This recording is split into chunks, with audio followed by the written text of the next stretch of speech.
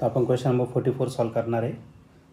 A rectangular film of liquid is extended from 2 centimetre by 3.5 centimetre to 2 centimetre by 4.5 centimetre.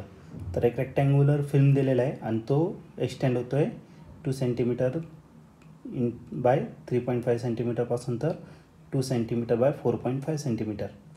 If the work done is 6.4 into 10⁻⁻5 joule. Work done दिलेलं आहे या ठिकाणी 6.4 into 10⁻⁻5 joule. The surface tension off the liquid is. तर आपल्याला surface tension या ठिकाणी find करायचं आहे. तर हा क्वेश्चन 2023ला आलेला होता आणि याचे 4 ऑप्शनपैकी पहिलं जे ऑप्शन आहे A option 0.16 newton per metre, B option आहे 0.24 newton per metre, C option आहे 0.32 न्यूटन पर मीटर आणि डी ऑप्शन आहे 0.48 न्यूटन पर मीटर. चला तर बघूया या 4 ऑप्शनपैकी करेक्ट ऑप्शन कोणता असेल या क्वेश्चनला सॉल्व करू.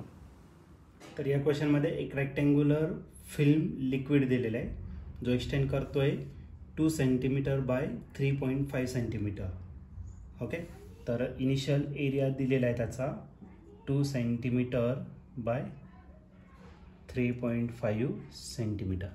आता याला जर कन्वर्ट केलं तर 35 टू 70, पण 3.5 इंटू 2 केलं तर 7 सेंटीमीटर स्क्वेअर येईल आणि त्या सेंटीमीटरचं कन्वर्जन कशामध्ये करावं लागेल मीटर. मग 7 इंटू 10⁻⁻4 मीटर स्क्वेअर हा झाला इनिशियल एरिया.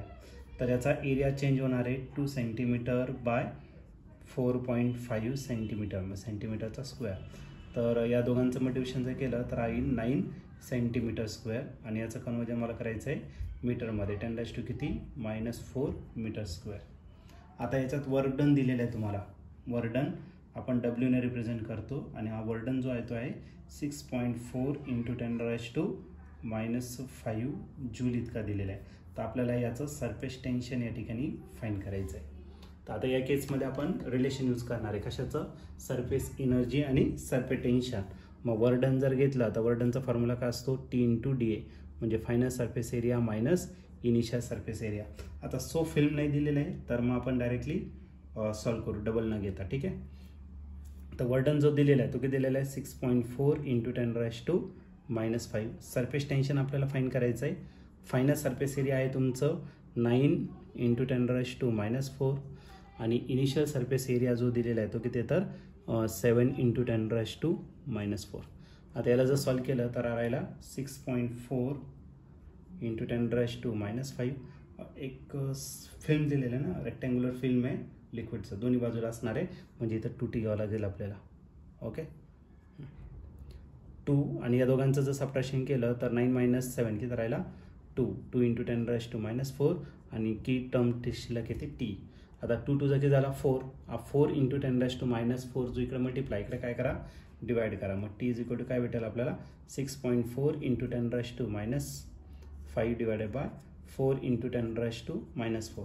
हा 10⁻⁻4 वरती गेला तर +4 म्हणजे -5 + 4 किती झाला -1 आणि याला 4 ने डिवाइड करा. 4 1 जा 4 किती उरला 2 म्हणजे 24, 4 6 जा 24 आणि 10⁻⁻1 जर देऊन टाकला त्याचा आन्सर येईल 0.16 आणि टेन्शनचं युनिट असतं न्यूटन पर मीटर. मग 0.16 न्यूटन पर मीटर हे याचं करेक्ट ऑप्शन असणार आहे.